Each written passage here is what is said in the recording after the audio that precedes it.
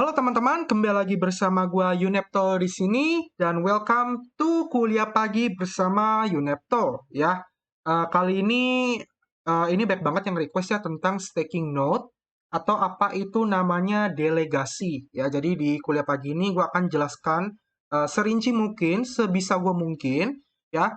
Tapi perlu gue ingatkan ya teman-teman harus benar-benar dengerin video ini full sampai full sefull-fullnya ya supaya nggak ada yang ketinggalan, supaya jelas. Kalau ada yang masih bingung silakan diulang videonya ya.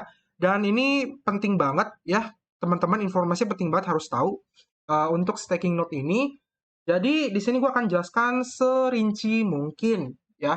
Dan ini SKS-nya mungkin kalau gue bisa kasih SKS 8, gue kasih SKS 8 gitu ya. Karena ini benar-benar penting nih informasinya ya, dan ini bisa meningkatkan pengetahuan teman-teman. Nah, jadi banyak banget yang request, kok gimana cara staking node atau delegasi atau validator, bedanya apa? Terus tugasnya ngapain? Terus cuannya gimana? Keuntungannya seperti apa? Itu yang ditanyakan oleh teman-teman. Nah, staking node yang gue bahas di sini itu adalah staking node untuk mengamankan jaringan atau untuk menjaga blockchain tetap bekerja. Bukan staking node yang lain ya. Jadi, tolong dibedakan staking node-nya ya. Nah, untuk pembahasan staking node ini, gue nggak bisa bahas semua blockchain. Gue ingatkan dulu dari awal, semua blockchain itu yang menggunakan sistem proof of stake itu pasti ada namanya staking node. Tapi gue nggak bisa bahas semuanya. Jadi silakan kalau teman-teman penasaran dengan satu koin ya, yang teman-teman punya, pengen staking node, tapi nggak ada di video ini, silakan dicari, dibaca ya, buka websitenya, dibaca, benar-benar dibaca, pasti ada caranya. Ya, di sini gua akan jelasin yang umum-umum aja, yang mudah-mudah aja. Nah, di sini kita lihat ke notepad dulu. Di sini gua udah bikin notepad ya, semoga jelas. Gue besarin ya. Nah, di sini teman-teman harus tahu dulu konsep namanya itu proof of work dengan proof of stake.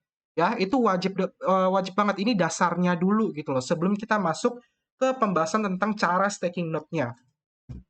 Oke. Nah, di sini kita masuk dulu proof of work ya. Nah, apa itu proof of work dan contohnya apa? Gua akan kasih dua contoh dulu. Untuk proof of work saat ini contohnya adalah Bitcoin dan juga Ethereum. Ya, Ethereum 1.0 atau Ethereum yang sekarang saat ini. Ya, itu adalah proof of work. Nah, proof of work, pasti teman-teman nggak asing dengan yang namanya mining, ya, atau nambang. Nah, apa itu mining sebenarnya? Jadi kalau kita baca pelan-pelan, tolong dipahami ya, benar-benar dipahami. Memanfaatkan software dan kekuatan hardware untuk meningkatkan kecepatan validasi, ya. Memanfaatkan software, ya, berarti program komputer, dan kekuatan hardware, yaitu berarti CPU dan GPU, ya, dan juga VGA, ya, untuk meningkatkan kecepatan validasi untuk berlomba-lomba menyelesaikan tugas validasi transaksi dan mengamankan jaringan. Ya, ingat ya, tugasnya adalah berlomba-lomba menyelesaikan tugas validasi transaksi dan mengamankan jaringan. Setiap berhasil menyelesaikan tugas diberikan reward berupa koin dan bayaran berupa gas fee. Ya, contoh teman-teman mining Bitcoin. Nah, teman-teman ketika melakukan mining Bitcoin tersebut, teman-teman itu lagi berlomba-lomba menyelesaikan tugas validasi setiap transaksi yang terjadi di jaringan Bitcoin. Ya, dan bertugas mengamankan jaringan Bitcoin supaya nggak bisa dihack, nggak bisa diubah datanya. Nah, itu tugas teman-teman. Nah, setiap transaksi berhasil, teman-teman diberikan reward atau hadiah berupa Bitcoin dan juga bayaran berupa gas fee. Jadi itu jadi satu tuh ya, reward berupa Bitcoin yang saat ini belum tertambang sama berupa gas fee. Oke, itu contohnya adalah Bitcoin dan Ethereum. Lalu habis itu ada namanya proof of stake. Nah, apa ini proof of stake? Jadi proof of stake ini adalah generasi kedua dari proof of work. Kenapa butuh generasi kedua? Karena proof of work ini kelebihannya adalah desentralisasi, tapi dia punya satu kelemahan terbesar, yaitu adalah transaksinya yang lambat, ya, dan juga menghabiskan daya listrik yang sangat besar. Makanya kalau teman-teman lihat, Bitcoin itu sempat ditentang, ya, karena menghabiskan listrik yang sangat banyak itu, emisinya merusak lingkungan. Itu yang terjadi dalam proof of work. Maka dibuatlah namanya proof of stake. Ya, contoh proof of stake apa aja kok? Contohnya banyak banget. Blockchain-blockchain yang baru-baru zaman sekarang itu menggunakan rata-rata ya, nggak semua tapi rata-rata menggunakan proof of stake. Contohnya apa? Contohnya adalah BNB. Ya, habis itu ada namanya Luna. Ada namanya Cardano atau ADA. Habis itu ada lagi IOTX. Habis itu ada lagi Phantom, ada lagi Atom, Cosmos ya, ada lagi Osmosis, Secret atau SCRT dan lain-lain. Ya, itu menggunakan sistem proof of stake. Oke? Nah, kita baca pelan-pelan. Di sini proof of stake itu bukan sebutannya mining lagi, berbeda. Di sini proof of stake memiliki dua sebutan, yaitu adalah node dan juga delegator. Oke? Nah, node apa itu node? Ya, kenapa ini node penting banget nih? Karena node ini adalah memanfaatkan software dan jumlah koin yang dikunci untuk meningkatkan kecepatan validasi. Bertugas menyelesaikan validasi transaksi dan mengamankan jaringan. Setiap berhasil menyelesaikan tugas, diberikan reward berupa koin dan bayaran berupa gas fee. Ingat ya, itu adalah tugas node, memanfaatkan software, ya ingat ya software, berarti program, ya, dan juga jumlah koin yang dikunci. Artinya, node itu tidak membutuhkan hardware atau kekuatan hardware yang besar atau komputasi hardware yang besar. Ya, dia cuma butuh ya minimumnya aja gitu loh. Ya, butuh seminimumnya aja, sebutuhnya aja, yang penting internet jalan, ya, dan dia butuh koin yang dikunci. Ya, jadi koin yang dikunci ini itu berbeda-beda setiap blockchain-nya. Ya, contoh kita ambil contoh namanya Azero ya. Teman-teman pasti nggak asing dengan blockchain Azero. Contoh Azero, kalau teman-teman pengen jadi namanya node, ya, melakukan tugasnya validasi, itu teman-teman harus mengunci koin atau memiliki koin dan dikunci itu sebanyak 25.000 Azero. Nah, itu. Jadi contohnya node ini rata-rata adalah bisa dibilang orang-orang yang memang memiliki modal yang besar gitu loh. Karena untuk menjadi node ini, teman-teman harus mengunci koin teman-teman ya untuk melakukan validasi. Nanti rewardnya berupa koin maupun bayaran berupa gas fee. Nah, yang kedua ada namanya delegator. Nah, fungsi delegator ini apa? Fungsinya adalah memanfaatkan jumlah koin yang dimiliki untuk di-stakekan ke node. Ingat ya, dibaca teliti ya, memanfaatkan jumlah koin yang dimiliki untuk di-stake ke node yang bertugas membantu node meningkatkan kecepatan validasi transaksi dan mengamankan jaringan. Setiap node berhasil menyelesaikan tugas, diberikan jatah reward dan bayaran berupa gas fee sesuai koin yang di stake. Oke? Nah, contoh siapa delegator? Nah, contohnya kita nih yang tidak punya jumlah koin yang banyak. Contoh, kita ambil contoh lagi Azero lagi contohnya ya. Azero minimal buat jadi node adalah 25.000. Kan modalnya gede banget tuh ya. Teman-teman nggak mungkin punya Azero sampai 25.000 kalau teman-teman modalnya nggak sebanyak itu. Nah, contoh gue punya Azero misalnya 100 Azero. Nah, gue pengen staking ini supaya dari 100 koin ini bisa bertambah jumlahnya atau beranak lah atau kita depositokan gitu loh ibaratnya. Nah, Azero ini akan gue pakai untuk gue stakingkan ke para node. Ya, nah nantinya ketika node berhasil melakukan validasi dan mendapatkan reward, rewardnya sebagian akan dibagikan ke kita, tergantung dengan jumlah yang kita stakingkan. Anggap contoh bunganya misalnya perjanjiannya adalah 10%, ya, APR misalnya ya. Nah, kita staking 100 Azero, maka kita mendapatkan bunga 10% per tahunnya karena APR kan kayak gitu. Jadi tergantung APR, tergantung jumlah koin yang kita stakingkan. Tentu saja semakin banyak koin yang kita stakingkan, maka semakin banyak koin yang kita dapatkan. Itu tugas dari delegator. Ya, jadi bisa dibedain ya ketiga ini ya. Kelihatannya mirip tapi sangat berbeda jauh untuk mining, node dan delegator. Oke? Nah, caranya ngebedain antara proof of work dan proof of stake itu gimana kok? Cara ngebedainnya adalah gampang modal ngebaca. Intinya kalian harus membaca. Ya, kalian buka aja coin market cap, kalian masukin koin yang pengen kalian cek, ya. Kalian tinggal baca aja sebenarnya Ethereum ini apa sih sebenarnya. Nah, Ethereum ini adalah proof of stake yang nantinya ketika Ethereum 2.0 dia akan pindah menjadi proof of Ethereum 1.0 itu proof of work. Ketika nanti Ethereum 2.0 keluar dia akan menjadi proof of stake. Ya, bisa dibaca ya. Nah, contoh lain apa? BNB. BNB ini dari awal memang adalah proof of stake ya. Teman-teman bisa baca di sini. Jadi yang penting teman-teman modal baca aja gitu loh. Teman-teman tinggal buka koinnya, buka websitenya, buka white papernya. Teman-teman tinggal baca, dia itu proof of work atau proof of stake. Oke? Nah, proof of, proof of stake ini itu adalah dasarnya dari jaringan BNB. Namun bermunculan banyak blockchain-blockchain lainnya, contoh kayak Solana dan lain-lain, mereka mengembangkan proof of stake yang dimiliki oleh Binance ya dikembangkan menjadi proof of stake yang lain. Jadi kalau teman-teman lihat contoh Solana, ya kita ambil contoh Solana. Kalau teman-teman lihat Solana itu menggunakan sistem namanya proof of history. Nah, sebenarnya proof of history ini adalah perkembangan atau upgrade dari proof of stake.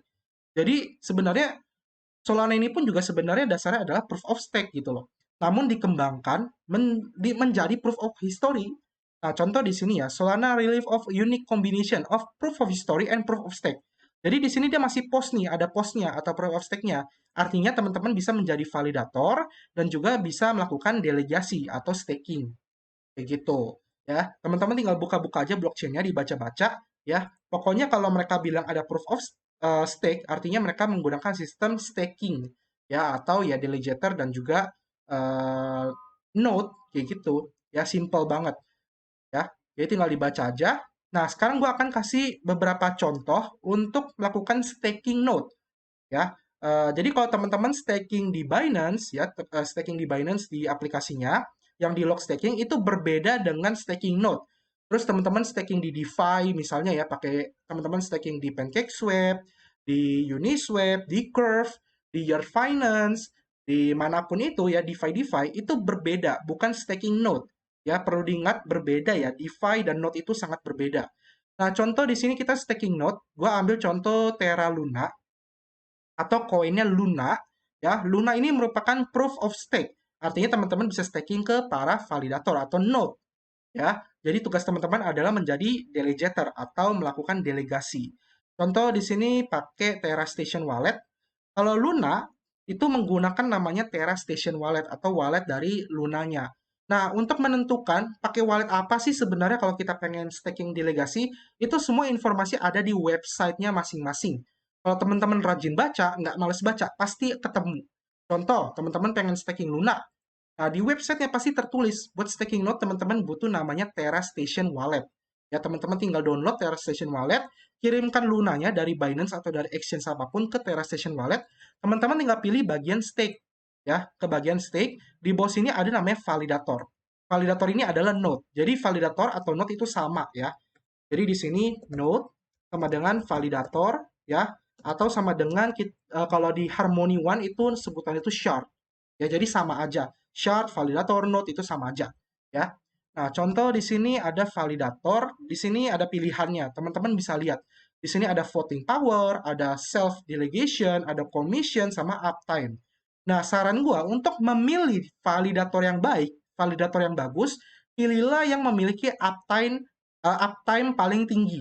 Uptime itu apa kok? Uptime itu adalah servernya ini nggak pernah mati atau jalan terus gitu loh. Ya, paling atas apa? Contoh 100%. Berarti kan servernya nggak pernah mati nih. Si node itu nggak pernah gagal, maksudnya nggak pernah mati dia. Jadi dia jalan terus 24 jam. Nah, teman-teman bisa pilih yang uptime itu tinggi-tinggi.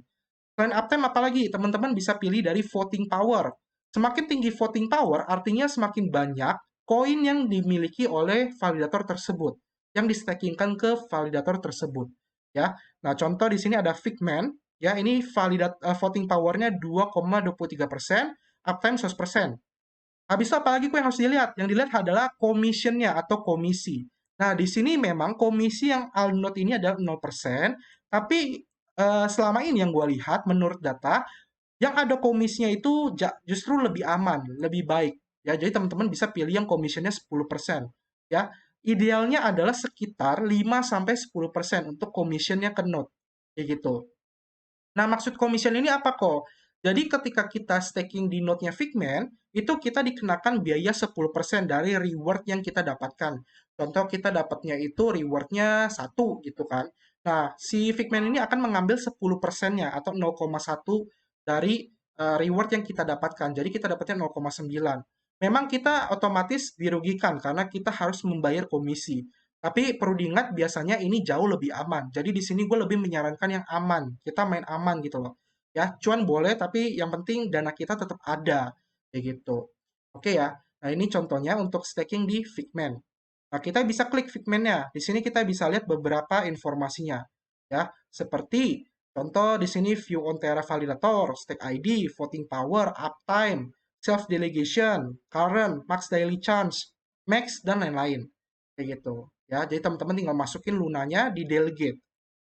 Oke? Nah, kalau teman-teman pengen tarik gimana? Kalau pengen tarik tinggal klik undelegate. Ya, un itu kebalikannya. Ini kayak deposit dan undeposit aja, kurang lebih seperti itu. Contoh lain apalagi kok? Contoh lain adalah Cardano ADA misalnya. Cardano ADA ini kan juga adalah proof of stake ya. Nah, kita bisa teman-teman pakai wallet namanya Yoroi. Ya, kalau ada itu pakai Yoroi, di sini teman-teman bisa pilih validatornya ya. Nah, di sini juga ada statusnya nih. Ada namanya ROA atau Return of ADA ya, atau sama aja kayak ROI sih, Return of Investment. Habis itu di sini ada total share pool-nya. Semakin tinggi share pool-nya, semakin banyak orang yang staking ke sana. Habis itu ada cost-nya, ini biaya-biayanya yang teman-teman harus bayarkan ketika nanti melakukan validasi, ya, berupa tax ratio dan juga fix. Habis itu juga ada pledge-nya, ya, habis itu sama block. Nah, saran gue pilihlah blok yang banyak. Semakin tinggi blok, artinya dia udah lama menjadi validator di sana. Kayak gitu. Pilih juga yang share pool-nya juga tinggi. Ya, contoh di sini yang ZTTIC, ini share pool-nya 0,9% di antara semua pool. Kan ada yang 0,3, 0,8, 0,9. Kayak gitu. Habis itu pilih ROA-nya yang masuk akal. Contoh di sini dia 4,97. Ya masih oke lah, dapat 4,97%. Kayak gitu. Dan juga pledge-nya juga yang paling tinggi. Nah, ini 400.000 masih oke daripada yang 30.000. Ya, jadi kurang lebih seperti itu. Teman-teman bisa tinggal klik delegate aja. Nah, teman-teman kirim aja Cardano adanya dari wallet Binance atau toko kripto, kirim ke Yoroi Wallet. Pilih jaringan Cardano. Ya, habis itu tinggal di delegate. Seperti itu. Nah, ini contoh tutorial untuk staking BNB di node-nya Binance Smart Chain. Ya, ingat ini staking node atau validator, ya. Nah, pertama, teman-teman harus dapetin address untuk yang BEP2. Ingat ya, untuk staking BNB ini bukan pakai jaringan BEP20, tapi pakai jaringan BEP2 atau BEP2.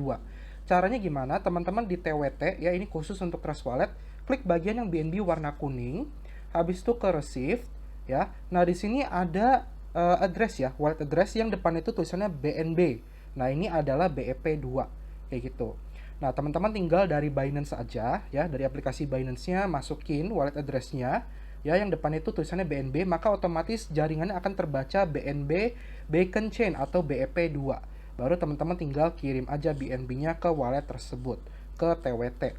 Nah, nanti setelah teman-teman sudah masuk ke BEP2, ya udah masuk ke TWT-nya, teman-teman tinggal klik aja, pilih bagian stake. Ya, di sini ada tombol stake, dipencet. Nah, dia akan loading sebentar. Nah, di sini langsung udah muncul statusnya. Di sini teman-teman nanti setelah deposit akan terbaca berapa BNB. Di sini ada tulisan minimum amount. Artinya teman-teman untuk staking node atau staking validator untuk di jaringan Binance Smart Chain minimal adalah 1 BNB.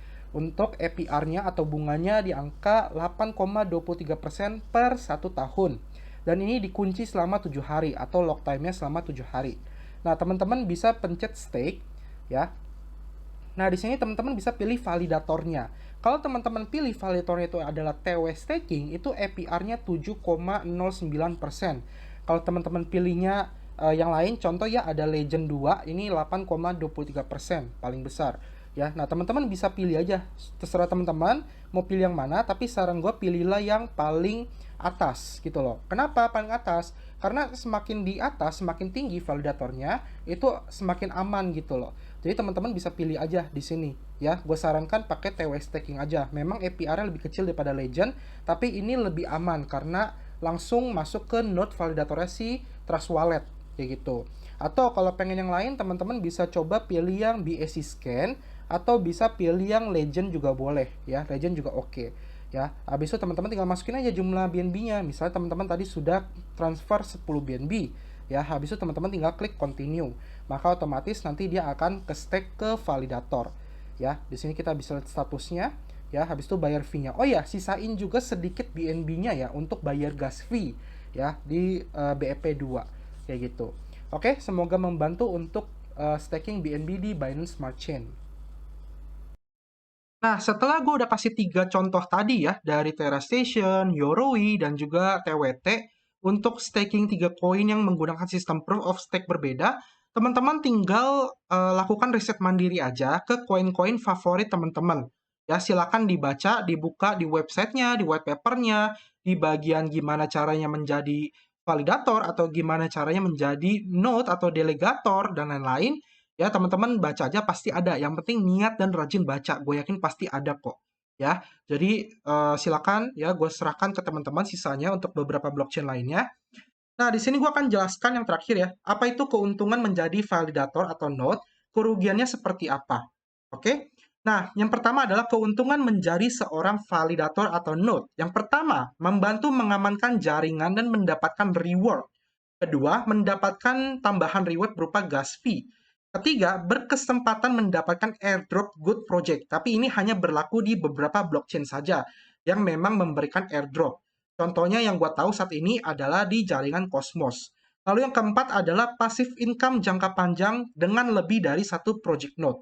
Jadi sekarang itu ya beberapa pelaku validator atau node itu mereka nggak cuma menjalankan di satu blockchain, tapi lebih dari satu blockchain. Contoh, ada di jaringan Cosmos, Terra Luna, Yoroi, Apkas Network, Secret Network. Nah, itu biasanya dijalankan oleh lebih dari satu orang gitu loh. Jadi lebih dari satu blockchain. Jadi satu orang atau satu validator atau satu node ini menjalankan lebih dari satu blockchain. Dan itu jadinya passive income buat mereka gitu loh. Karena dari berbagai blockchain yang ada. Kayak gitu. Nah, kerugian menjadi validator atau node itu apa sih? Yang pertama adalah kehilangan atau risiko kerugian berupa seluruh koin yang dikunci jika nakal atau tidak dijalankan tugas. Contohnya kalau gue bilang tadi yang A0 misalnya ya, teman-teman kan harus mempertaruhkan 25.000 A0. Nah, kalau teman-teman misalnya males menjalankan tugasnya, melakukan validasi, atau internetnya mati-mati terus, ya, sering offline validasinya, nah teman-teman nanti akan didenda atau dihukum gitu loh. Dengan cara apa? Koin teman-teman ini bisa ditarik oleh sistem. Ya, seperti itu. Karena teman-teman ibaratnya itu mempertaruhkan 25.000 A0 teman-teman untuk sebagai jaminan jika teman-teman itu nakal atau gagal menjalankan tugasnya. Artinya apa? Artinya itu masuk ke kerugian kedua, yaitu komputer dan internet harus stabil dan nyala 24 jam non-stop. Ya, jadi benar-benar harus jalan terus. Nah, inilah yang akan terbaca di bagian uptime tadi. Kalau kita melakukan stake kan ada bagian uptime ya. Nah, kalau ini 99,9998% artinya dia pernah mati servernya. Entah itu mati lampu, entah itu ada gangguan internet, nah pokoknya itu mati. Kayak gitu. Ya, jadi teman-teman harus menjaga skor uptime-nya teman-teman. Ya, ini berlaku buat semua blockchain atau semua validator. Kayak gitu. Yang ketiga adalah wajib maintenance berkala untuk mengecek monitor. Jadi teman-teman pun nggak bisa kayak nyalain terus tinggalin aja gitu selama setahun. Teman-teman nggak lihat monitornya, nggak baca progresnya seperti apa, nggak boleh. Jadi minimal baiknya adalah seminggu sekali ya atau 3 hari sekali teman-teman ngecek, lihat kondisi validasinya seperti apa, cek monitornya seperti apa, dia berjalan dengan baik atau tidak, ada masalah atau enggak, internet mati atau enggak, ngedown atau enggak, itu penting. Kayak gitu. Ya, itu bagian menjadi kerugian dari validator atau node. Karena teman-teman harus menginvestasikan waktunya sedikit untuk mengecek-cek hal seperti ini. Nah, keuntungan seorang delegator atau para staker. Yang pertama adalah mendapatkan APR yang besar dibandingkan staking di centralized exchange. Kecuali ada promo dari checks-nya. Contoh, teman-teman staking BNB, ya kan? Teman-teman staking BNB di centralized exchange di Binance, biasanya bunganya ya paling misalnya 5%, 4%, 7%. Tapi kalau teman-teman staking di em, validator, teman-teman bisa dapat bunga 8%, berarti kan lebih besar. Tapi kok di BNB bisa sampai 10% atau 12%? Nah, itu biasanya adalah promo dari centralized exchange-nya supaya kita membeli koin di checks kayak gitu. Itu promo aja sebenarnya. Nah, lalu yang kedua, berkesempatan mendapatkan airdrop good project. Nah, ini biasanya hanya berlaku di beberapa blockchain, sama. Yang gua tahu rata-rata adalah di Cosmos, di Osmosis, dan lain-lain. Habis itu yang ketiga anti repul dan juga anti scam ya. Nah, kalau teman-teman staking node itu nggak ada namanya tuh scam, nggak ada namanya rug pull karena kita berbeda, bukan staking ke DeFi. Kalau teman-teman staking ke DeFi itu ada namanya resiko scam, resiko rug pull, duit dibawa kabur, dibawa lari. Nah, kalau menjadi staker di Delegator atau staking ke node itu duit kita nggak bisa dibawa kabur sama mereka karena ada smart contract atau ada sistem yang bekerja di sana kayak gitu. Ya, jadi udah ada perjanjian untuk staking node-nya. Nah, habis itu em, kerugian menjadi delegator apa? Kerugiannya adalah Walaupun nggak bisa yang namanya scam, nggak bisa yang namanya rug pull, ya, tapi koin kita juga bisa ikut hilang nih kalau kita memilih validator yang tidak benar, atau kita sebutnya itu validator nakal. Nah, sama kayak tadi, validator kan melakukan validasi. Kalau mereka internet suka mati-matian atau jarang melakukan validasi, males menjalankan tugasnya, maka koin kita pun juga bisa ikut disita oleh blockchain kayak gitu. Ya, jadi nggak cuma koinnya validator atau node doang, tapi kita juga bisa kena. Tapi ini hanya berlaku di beberapa blockchain saja yang menerapkan proses seperti itu ya. Jadi nggak semua blockchain nih. Nah, cari taunya gimana kok? Ya baik lagi, baca. Teman-teman tinggal buka blockchainnya, dibaca aja bagian white papernya. Ya, kok males kok? Kalau males ya udah nggak usah, mending staking dicek saja, jangan staking node. Ya, jadi penting banget teman-teman harus membaca, gitu. Oke, paling sampai sini aja penjelasan tentang staking node, delegator, dan juga mining ya. Semoga jelas nih buat teman-teman. Oke, semoga jelas juga untuk keuntungan dan kerugiannya ya. Oke, sampai sini videonya. Kalau ada pertanyaan, kritik, saran, komentar, atau ada tambahan atau ada yang kurang-kurang ya di informasi video ini, silahkan tuliskan di bawah. Kita ketemu lagi di next video. Sampai jumpa dan terima kasih. Bye-bye.